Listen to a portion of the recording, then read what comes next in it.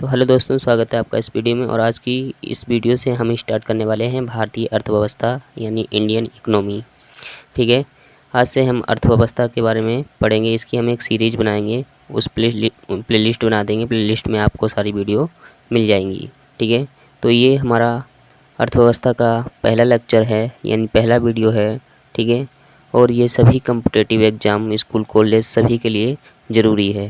ठीक है, अगर आपको ये हमारे चैनल से पढ़ना है, आपको समझ आता है, अच्छा लगता है, तो आप हमारे चैनल नेचुरल ग्लोरी 2.0 को सब्सक्राइब कर लो, ताकि जैसे ही वीडियो अपलोड हो वो आप तक सबसे पहले पहुंचे और आपके किसी भी एग्ज़ाम की तैयारी अच्छे से हो सके। ठीक है, तो आज के इस लेक्चर में यानी पहले लेक्चर में हम क्या पढ़ेंगे इसकी बात कर लेते हैं। तो पहले हम पढ़ेंगे अर्थव्यवस्था और अर्थशास्त्र, यानी इन दोनों में क्या अंतर है। ठीक है, उसके बाद हम पढ़ेंगे अर्थव्यवस्था के प्रकार। ठीक है, प्रकार में हम पढ़ेंगे पूंजीवादी अर्थव्यवस्था, समाजवादी अर्थव्यवस्था, मिश्रित अर्थव्यवस्था, और देखेंगे खुली अर्थव्यवस्था और बंद अर्थव्यवस्था में क्या अंतर होता है। ठीक है, और फिर हम देखेंगे अर्थव्यवस्था के क्षेत्रक। ये सब हम इस वीडियो में पढ़ेंगे। ठीक है, तो अगर आपने अभी चैनल को सब्सक्राइब नहीं किया है तो चैनल को सब्सक्राइब कर लो और बेल आइकन को ऑल पे क्लिक कर लो। तो चलो शुरू करते हैं।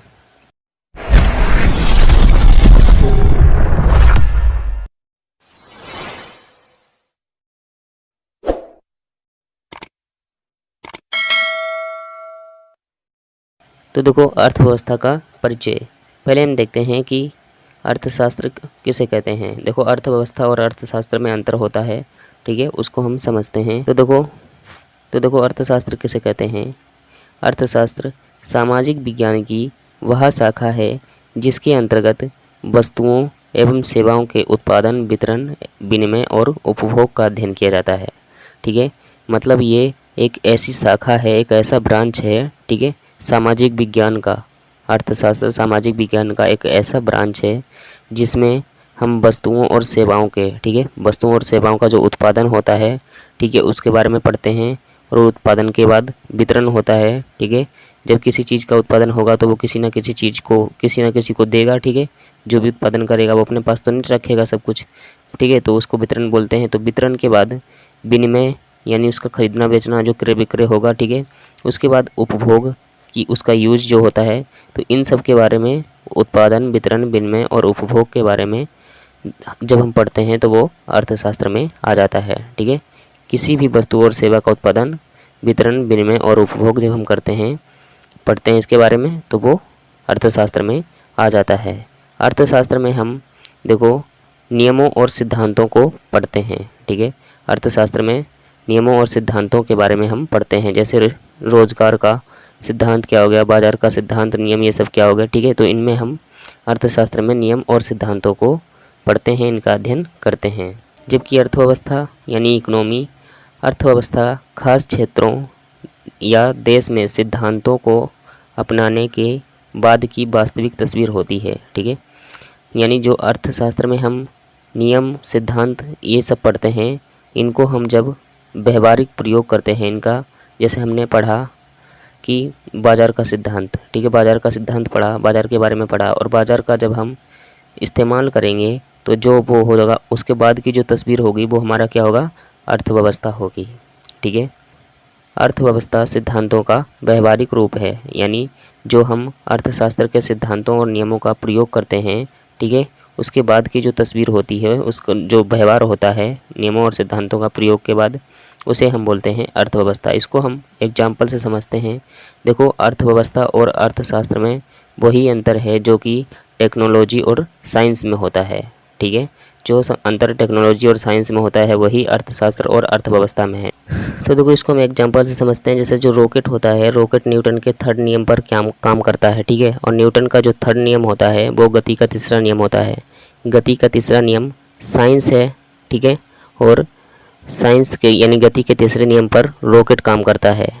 तो आप यहाँ पर समझ सकते हो कि थर्ड नियम जो हो गया उसको हम मान लेते हैं अर्थशास्त्र।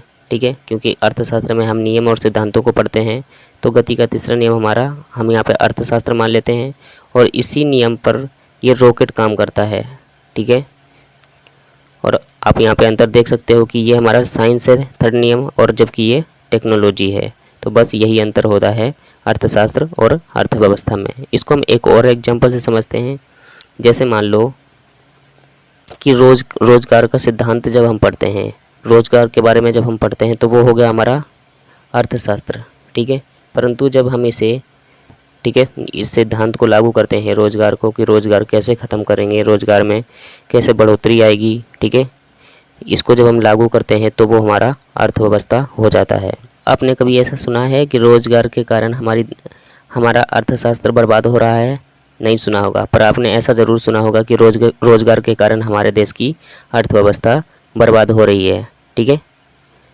तो ये आप समझ सकते हो कि रोजगार जो है हमारा, वो हमारा अर्थशास्त्र में आएगा, परंतु इसको जब हम व्यावहारिक प्रयोग करेंगे, इसका यूज करेंगे, तो वो हमारा अर्थव्यवस्था में आ जाएगा। तो ये आपने समझा इसमें अंतर अर्थशास्त्र और अर्थव्यवस्था में। अब देखो अर्थशास्त्र के प्रकार। अर्थशास्त्र का पहला प्रकार है पूंजीवादी अर्थव्यवस्था। पूंजीवादी अर्थव्यवस्था में उत्पत्ति के सभी साधनों पर निजी स्वामित्व का अधिकार होता है, अर्थात सरकार इसमें कोई हस्तक्षेप नहीं कर सकती, ठीक है। जो पूंजीवादी अर्थव्यवस्था होती है वो प्राइवेट ओनरशिप होती है, यानी प्राइवेट होती है, उस पर सरकार का कोई अधिकार नहीं होता है, सरकार उसमें कोई हस्तक्षेप नहीं कर सकती है। पूंजीवादी अर्थव्यवस्था में कितना उत्पादन करना है, ठीक है, क्या उत्पादन करना है और उसको बाज़ार में कैसे बेचना है, किस कीमत पर बेचना है, ये सब कौन तय करता है? निजी स्वामित्व, ठीक है, मतलब जो इसका ओनर होता है, ठीक है। सरकार का इसमें कोई हस्तक्षेप नहीं होता है। दूसरा प्रकार है हमारा समाजवादी अर्थव्यवस्था। समाजवादी अर्थव्यवस्था जिस अर्थव्यवस्था में उत्पादनों के साधन पर सरकार का स्वामित्व होता है तथा वस्तुओं और सेवाओं का उत्पादन समाज कल्याण के लिए होता है, उसे समाजवादी अर्थव्यवस्था कहते हैं। देखो इसमें क्या कह रहा है कि इसमें जो उत्पत्ति के साधन होते हैं, ठीक है, मतलब उत्पादन कितना करना है, कैसे करना है और उसको किस कीमत पर बेचना है, ठीक है, इस सब पर किसका अधिकार होता है? सरकार का अधिकार होता है, कि सरकार इन सबको तय करती है। और जो वस्तुओं और सेवाओं का उत्पादन होता है समाजवादी अर्थव्यवस्था में, वो समाज कल्याण के लिए होता है, ठीक है। तो जिसमें उत्पादन के साधनों पर सरकार का नियंत्रण होता है और उसमें जो उत्पादन होता है वो समाज कल्याण के लिए होता है, तो उसे हम समाजवादी अर्थव्यवस्था कहते हैं, ठीक है। समाजवादी अर्थव्यवस्था को साम्यवादी या जनवादी अर्थव्यवस्था के नाम से भी जाना जाता है, ये बात आपको ध्यान रखना है। अब तीसरा है हमारा मिश्रित अर्थव्यवस्था, ठीक है। मिश्रित अर्थव्यवस्था जिस अर्थव्यवस्था में उत्पादन के साधनों पर पूंजीवादी तथा समाजवादी अर्थव्यवस्था एक साथ पाई जाती है तथा इसमें सामाजिक कल्याण के पीछे लाभ की भावना होती है, उसे मिश्रित अर्थव्यवस्था कहते हैं। देखो इसमें क्या कह रहा है कि ऐसी अर्थव्यवस्था जिसमें निजी स्वामित्व का भी अधिकार हो, ठीक है, यानी प्राइवेट का भी और सरकार का भी अधिकार होता है, ठीक है, उसे हम क्या कहते हैं? मिश्रित अर्थव्यवस्था कहते हैं। और इसमें जो उत्पादन होता है उसमें वो समाज कल्याण के लिए भी होता है और लाभ की भावना के लिए भी होता है। मतलब जो प्राइवेट वाले जो होते हैं, प्राइवेट ओनर होते हैं, जो प्राइवेट ओनर, वो लाभ की भावना के लिए इसका उत्पादन करते हैं, ठीक है, और जो सरकार होती है वो समाज कल्याण के लिए करती है। तो ऐसी अर्थव्यवस्था जिसमें प्राइवेट और सरकार दोनों का अधिकार नियंत्रण होता है, उसे हम मिश्रित अर्थव्यवस्था कहते हैं, ठीक है। अब देखो पूरी अर्थव्यवस्था को या अर्थव्यवस्था के इन सभी प्रकारों को हम सिर्फ दो आधार पर भी बांट सकते हैं। जैसे पहला है खुली अर्थव्यवस्था। खुली अर्थव्यवस्था वाले देश अन्य देशों या क्षेत्र के साथ व्यापारिक संबंध रखते हैं और वस्तुओं का आयात निर्यात करते हैं। मतलब ऐसे देश जिनमें खुली अर्थव्यवस्था होती है वो देश दूसरे देशों से व्यापार कर सकते हैं और दूसरे देश भी उस देश से व्यापार कर सकते हैं और उसमें एक देश से दूसरे देश में आयात निर्यात भी कर सकते हैं या भुगतान भी कर सकते हैं, ठीक है। इसी में एक और होता है बंद अर्थव्यवस्था, ठीक है। बंद अर्थव्यवस्था ठीक इसका विपरीत है, ठीक है। बंद अर्थव्यवस्था वाले देश या क्षेत्र के साथ व्यापारिक संबंध नहीं रखते हैं और वस्तुओं का आयात निर्यात नहीं करते हैं, ठीक है। मतलब ऐसे देश जिनमें बंद अर्थव्यवस्था होती है वो दूसरे देशों के साथ व्यापारिक संबंध नहीं रखते हैं और वस्तुओं का आयात निर्यात नहीं करते हैं और भुगतान भी नहीं कर सकते हैं और दूसरे देश भी उनके साथ कोई व्यापारिक संबंध नहीं रखते हैं, ठीक है, क्योंकि उनकी अर्थव्यवस्था बंद होती है। तो इन दो आधार पर भी हम अर्थव्यवस्था को बांट सकते हैं। ठीक है, पूरी अर्थव्यवस्था को 2 ही आधार पर बांट सकते हैं। वैसे अर्थव्यवस्था के हमने 3 प्रकार आपको बता दिए। अब हम देखते हैं अर्थव्यवस्था के क्षेत्रक। अर्थव्यवस्था के क्षेत्रक तो देखो, पहला प्राथमिक क्षेत्र, जिसे प्राइमरी सेक्टर बोलते हैं इंग्लिश में। ठीक है, ये क्या है? जो प्राकृतिक संसाधनों का सीधा उपयोग करता है उसे हम प्राथमिक क्षेत्र कहते हैं। जैसे कृषि, वानिकी, मछली पकड़ना और खनन भी शामिल है। जैसे देखो, कृषि किससे होती है? प्रकृति से। वानिकी प्रकृति से। और खनन में सोना, चांदी, लोहा ये सब निकलते हैं। कहाँ से निकलते हैं? प्रकृति। ठीक है, तो जो हमें प्रकृति से मिलता है उसको हम प्राथमिक क्षेत्र में यानी प्राइमरी सेक्टर में रखते हैं। ठीक है, दूसरा आता है हमारा द्वितीय क्षेत्रक, जिसको हम सेकेंडरी सेक्टर बोलते हैं इंग्लिश में। इसमें वस्तुओं का विनिर्माण किया जाता है।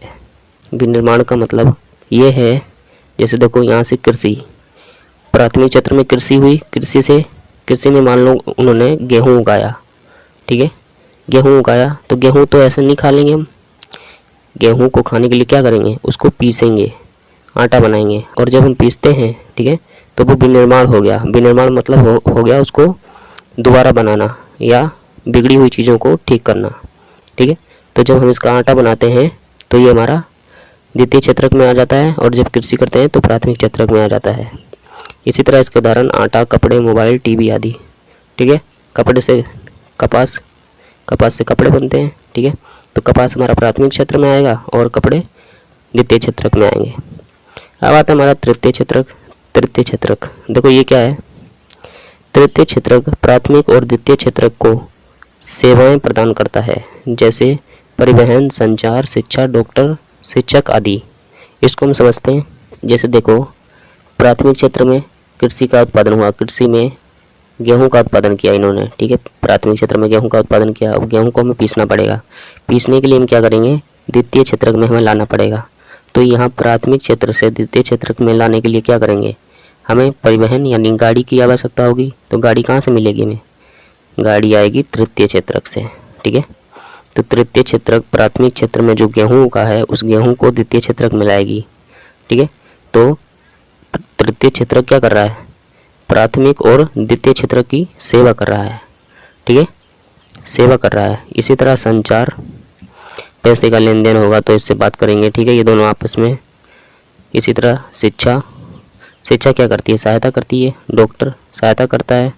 ठीक है, तो जो सहायता करता है यानी सेवाएं प्रदान करता है वो तृतीय क्षेत्रक में आ जाता है, कोई भी चीज़ हो। ठीक है, जैसे कपास की खेती यहाँ पे होगी। ठीक है, तो ये क्या हो गया? ये प्राथमिक क्षेत्र में आ गया कपास। और कपास से कपड़ा जो बनता है वो द्वितीय क्षेत्रक में आ गया। और कपास को यहाँ से प्राथमिक क्षेत्र से द्वितीय क्षेत्रक में जो लाएगा वो क्या हो गया? तृतीय क्षेत्रक का हो गया।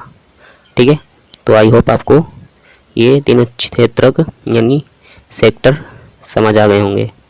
ठीक है, अगर आपको वीडियो पसंद आई तो प्लीज़ वीडियो को लाइक करें, शेयर करें और चैनल को सब्सक्राइब करके बेल आइकन को ऑल पे क्लिक करें। धन्यवाद।